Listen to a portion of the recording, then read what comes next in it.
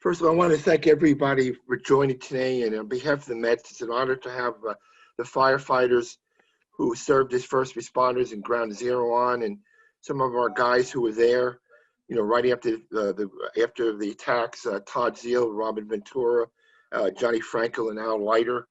And this call is really just a continuation of really 2 decades of support from the Mets to the fire department. We always visited a firehouse each September since the attacks. After, the current group did it, David Wright continued the tradition. Stephen Matz continued the tradition because of the virus. We weren't able to. And so, I just wanted to have, Johnny maybe get it. So, Johnny, what do you remember most about the days? I think we went to a firehouse right by the site there. And I think most of the guys on the call went there. What do you remember most about the early days after the attacks? I remember going down to Ground Zero and walking around at everything. It looked like, something out of Universal Studios. It didn't look real, but just seeing the looks on the firemen and the rescue workers down there and see how hard they were working to find survivors really hit home with me, and I'm sure with the rest of the guys on the call here. And then when we went to the firehouse, I believe it was Firehouse 10. Right, right.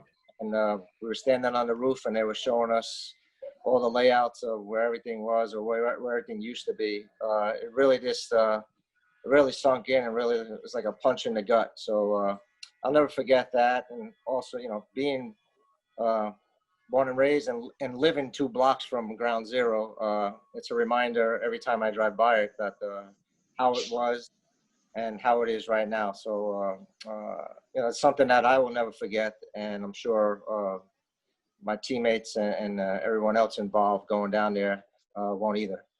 Al, you want to start on these? Because what were your remembrances of the day? Well, to dovetail off of Johnny, I think the quandary for me was being down there. It was the group. I mean, I know I was down there a couple times, and everybody on this call, Todd, Robin, and Johnny, and some others, Mike, I forget who else, Jay, Bobby. I thought the oddity of it was that it was so near and dear to what just happened with respect to the tragedy and the awful aspect of the attack. And I don't know what day we got there, but then there was the area where they were then, it was a rescue effort, and also starting to clean up, do the cleanup. So I for a short moment, I don't know how you guys felt, but I thought, should we be here? Was it a good idea? Are we in the way? I know that, baseball, athletes, celebrities, and all that, there was a level of healing. And after being there, the time that we were there and realizing as sad as it was, people were happy we were there. So I think that dichotomy of a massive cleanup on the northwest side of the site, and then us interacting with all of the, fire emergency workers and those that were trying to actually still look for survivors. I just had that kind of weird feeling of like, should we be here? Todd and Robbie, you want to chip in? Hi, RV. Hello, Todd. Yeah, you know what? A lot of what Al said is, I think, the way I would describe the way I felt initially, which was, I felt like this was going to be intrusive. Like, what do they need to see baseball players for? They're looking for, hopefully survivors and mostly rescue effort and remains. And it was something that was so heavy and was impacting not just the city, but the country. And so, hey, what are a couple of baseball players going to do? But I think to Al's point, when we got there and you could see the look on some of the firefighters' face when they saw guys that they recognized, they saw our hats, they saw Mets, and they just sort of lit up a little bit and maybe forgot about the immediacy of what they were going through for a little bit of time. And I think right away welcomed us into that moment, because they were experiencing something that they had never expected to experience in their lives either. So it was nice for them to have a little bit of their childhood or something that they could kind of take their mind away from. And then just I think the level of exposure and trust that they gave to us was something that I will never forget. Yeah, Robin. Yeah, I mean, basically, I felt the same way I think everybody else did. You felt like you were intruding on something. I just remember. I mean, it was emotional. I mean, you're down there, and I think everybody that was working, just the exhaustion that they had, whether it was the actual physical work that they were doing, but also the emotional stuff that they were going through. I mean, that's where you felt like you might be in a spot that you shouldn't be. But they were very nice, welcoming. I mean, you just felt like you couldn't do enough during that whole period of time, whether it was being down there or going to a fire station, or if anybody came out to a game, or I think even when we were having practices, they were kind of semi-practices. They really weren't. It didn't seem like a normal, workout, but guys would come out and hit and run around, and just for me, it was just remembering that exhaustion that they had, and they were just, going on it, just fumes at that time. Yeah. I wanted to ask any of the fire people want to contribute. Did anyone have any contact with the Mets in the days after 9/11? And, were any of you guys, or ladies, at the 9/21 game, the first game back after September 11th? Any the fire people want to add on? Carl Graziano here. I didn't have the privilege to see any of the Mets down at the site, but I would like to express my thanks to all of you for what you did in the days after September 11th and what you continue to do for our FDNY families. And to Robin's point, there were other people that were down there in addition to the Mets. But my point is, when we saw any one of you guys that we knew you had our back, you took away the fumes and you gave us the extra will to continue to work, rescue, and recover. So thank you to all of you in the Mets organization. Any other fire people wanted to add something? I'm going to add something as the spouse of a firefighter, and as too long of a Met fan. You guys are killing me all the time. But my birthday is on the horizon, and my 9th birthday, I went to my first Met game, and Tom Seaver was pitching, so I probably just gave away my age. But the day after my birthday was the 9/21 game. And from the family perspective, that was an amazing moment. Me personally, because it's such a personal thing, the Mets with me and my birthday and all of that stuff. My older son was a Mike Piazza guy. And because of that game, and not necessarily because he hit the home run that game, or he was just a Mike Piazza guy. We went up to watch him get inducted into the Hall of Fame. We did the whole thing. But part of that was because of all the stuff you guys did. It really cemented us with the Mets as a family. So thank you. Yeah. Can I ask our guys something? What about that, after the parking lot turned to recovery area? Is anything for our guys, what made that team special? That, I've been with the Mets for 40 years. And for me, 86 was a great thing, but the thing I'm most proud about is being associated with the 2001 team and what we did to help heal the city, from, the ownership to Will Ponds to Bobby to the players. What made that team such a good team in that regard? Al, anybody want to say something? We were close, and not just because Johnny's on the phone or on this call, but I think of all the years of playing with a lot of great guys, a lot of good people, friends, people you like, people you don't like.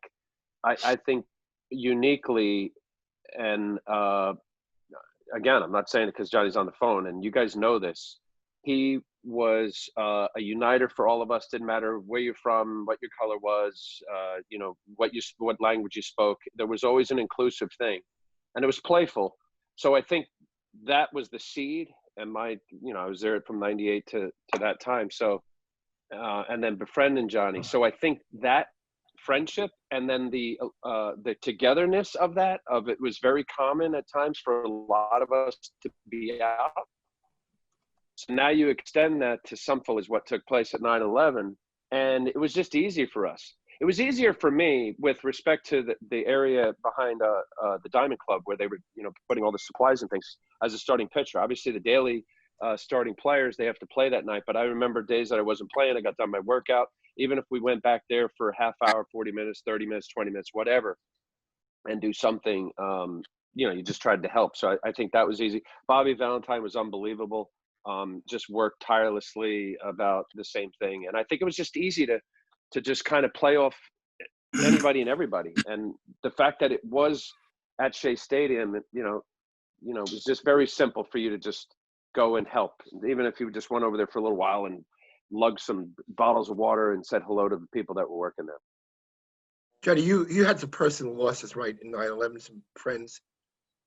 Yeah, I had my son JJ's coach, John Bergen, was a fireman who perished in the attack, and a friend of mine, Sal Calabro, who was also a fireman, and a friend of my wife and I, Alex, who worked for Cantor Fitzgerald, also perished. So kind of hit home a little bit with me. But getting back to Al's point about the guys and how close we were. I mean, there wasn't a guy who said no. There wasn't a guy who would say no to anything that we needed to do regarding the 9/11 stuff. The guys, I went up to every guy, and I really didn't have to go up to every guy. Every guy knew what they had to do, and we wanted to do it. It's not that we were pushed to do it. We felt that being part of New York Mets and living in New York and playing in New York, it meant a lot for us to try to give back and try to help. And I think the closeness of the team, we had a kind of veteran team. Everybody knew what to do. There was nobody, you had to go up to anyone and ask them to come on out and help. Every guy ran out after practice to unload a tractor trailer, whether it's water, any type of equipment to get down to ground zero for the rescue workers to have. And that's one thing I'll never forget about this team, because even to this day, we don't see each other for 10, 12 years. We're all wearing glasses now, but we all still have that closeness, and we'll never forget that. We'll have that bond of a team that not only did a great job on the field, but we did an extraordinary job off the field. Yeah. Robin or Todd, you want to add anything to that? No, I think Johnny's right. I mean, he was the lead, and I don't think there was ever a question of if there was anything to do. People just did it, and we were a veteran group, and it wasn't uncommon for there'd be 20-something guys going out to dinner on the road. It wasn't, there's some big dinners out there, but that's how close that team was, and you really didn't have to say anything. I think that was it was truly everybody in their heart to do it. It wasn't nobody was forced into doing anything. You were just trying to do anything you could, and I think that's kind of part of that time. It didn't matter if you were going to visit somebody or go do boxes or whatever. Baseball almost was kind of there, but you were making sure you put the other priorities first. Hey, Todd, one of the things you were involved with is the player rep back then with the hats. We were the first team to wear hats for the agencies who lost somebody in 9/11. And there was a time when we were told really we couldn't wear them the rest of the year. I want you to talk about that for a little bit if you could. Yeah, well, I think it goes to the same point that Al and Johnny and Robin just touched on, and that was we felt a connection to the city. We felt a connection to not just the fans, but I think maybe I'm speaking for myself here. I always felt like the Mets are sort of the blue-collar team in New York, and I think we felt like we identified with the rescue workers. And, so when we went down to Ground Zero on one of the visits, I traded a hat with a firefighter. That just became the catalyst for us getting hats to wear on the field. And, the reality is I was the player rep, so I got quoted, but the sentiment was the same for all of us. When Bud Selig sent the memo to say that the hats that we were wearing were not, official MLB uniforms, and we couldn't wear them anymore. That because we wore them in Pittsburgh first, and then we wanted to wear them for the rest of the season, obviously. And So I was the one quoted to say, hey, if he doesn't think we should wear them, he can come down and try to rip them off our heads or something to that effect. But the sentiment of that was universal, and it wasn't. I think we felt privileged to wear the hats, and not as if we were doing a privilege for the firefighters, the rescue workers. I think I felt a connection to the city just putting that hat on and sweating it out, and it had the sweat of the firefighters in it. And so that was something that was special to me. And I just think that was sort of a microcosm of our team, is that I think we were the ones that felt privileged to be a part of this effort and this recovery, as opposed to feeling like we were, doing somebody else a favor.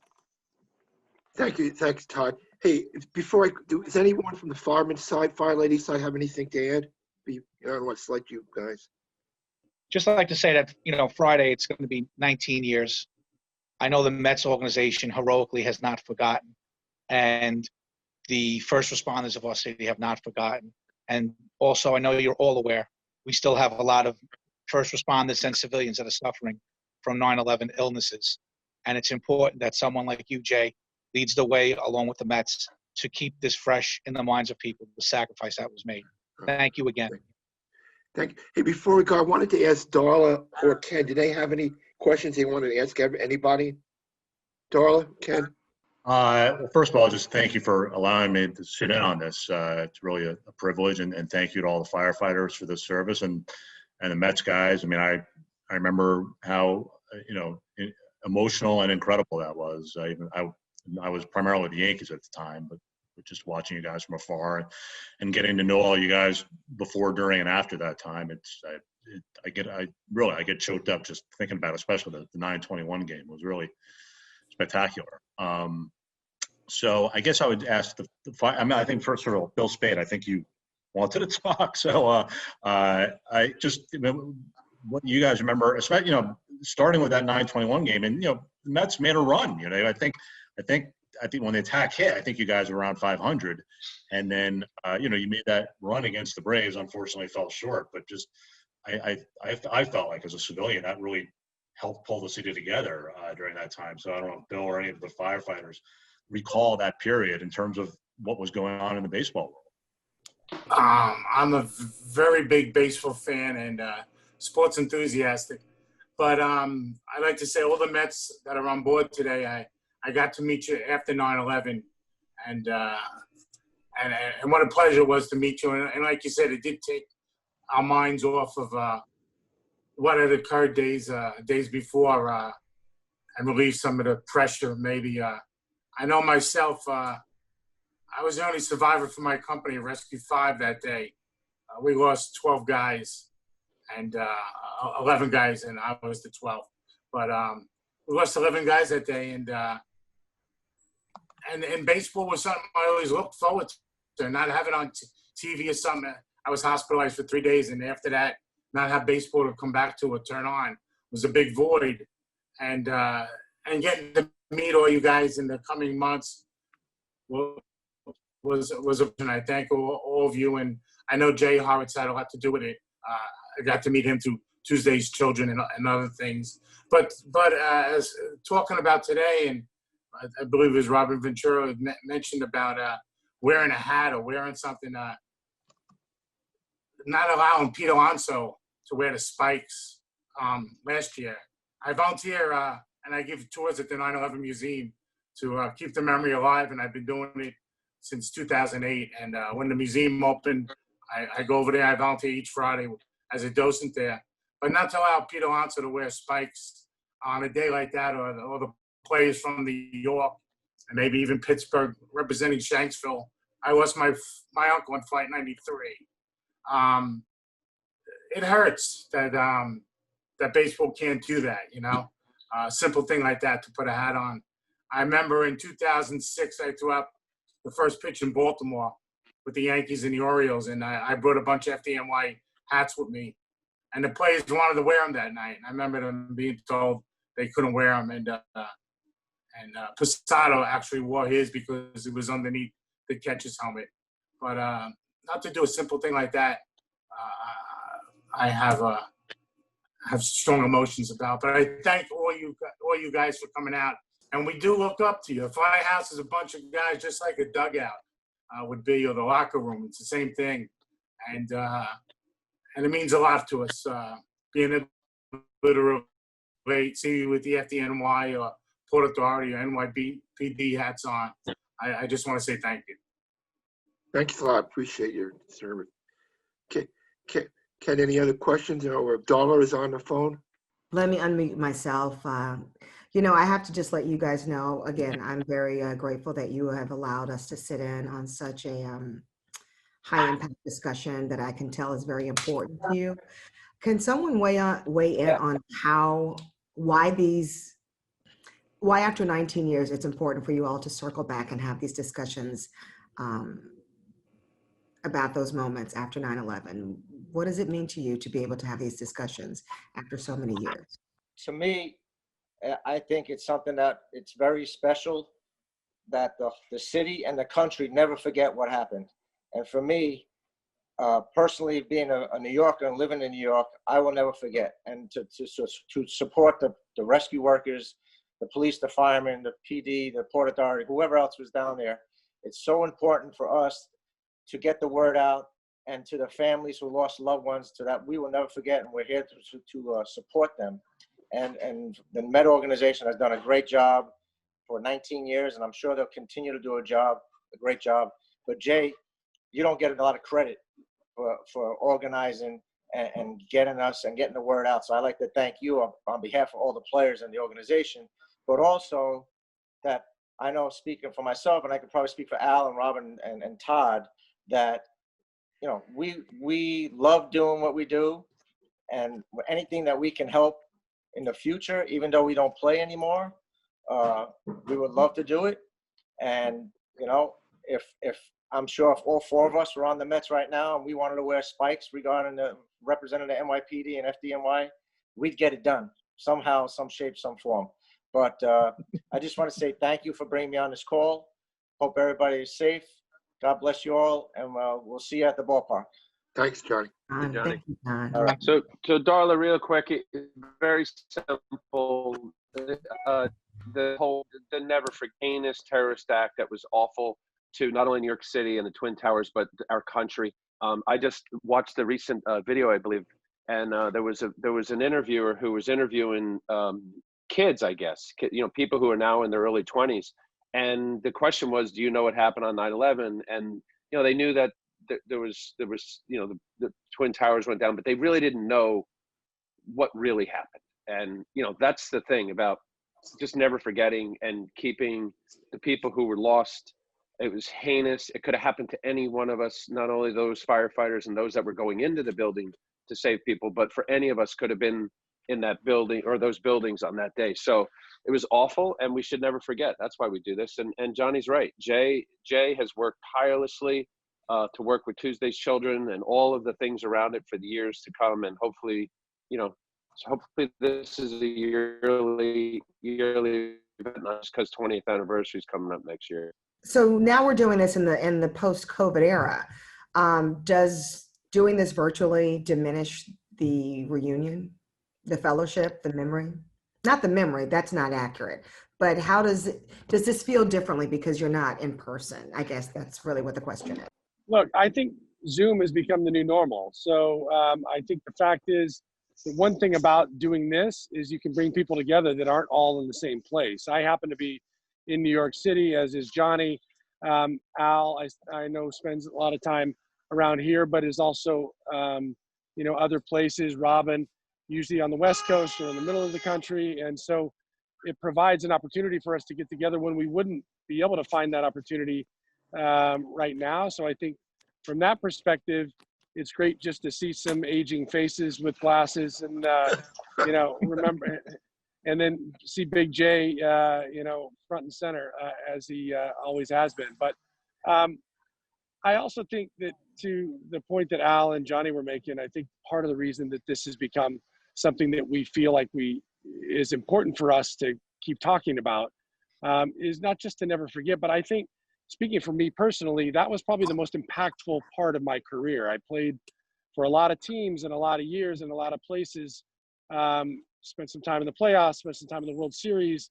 And even among all of those moments, the time between 9/11 and the end of that season was the most impactful, memorable, I think, important time in my career. So for me, it's important to be reminded of that as well. So it's, I think there's a lot of personal things that go into it as well. And as I said, I feel privileged to have been a part of that sort of repair in New York City at such a critical time in this country's history.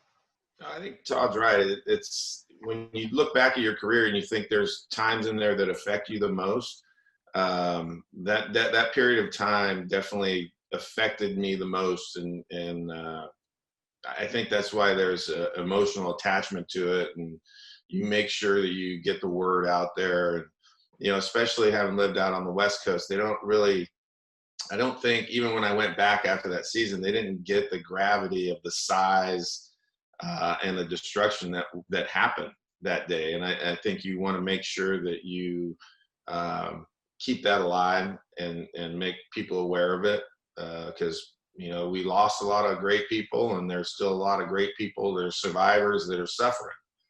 And I think that has to continue. Thanks, Robin.